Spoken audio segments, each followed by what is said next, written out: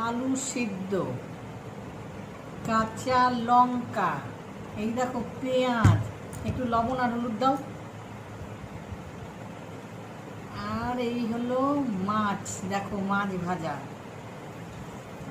মাখালে যা খেতে লাগে না কি বলবো, আর অন্য কিছু দরকারই পড়বে না।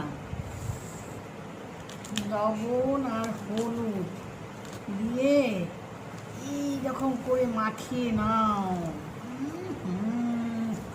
আর একটু কাঁচা সর্ষের তেল, এই দিয়ে মনে হচ্ছে আর কোনো কিছু খেতে ইচ্ছে করবে না বন্ধুরা, দারুণ লাগে।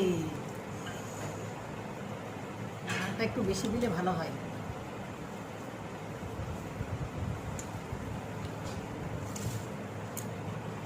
দলাটা দলাটা দেখো, দেখেছে?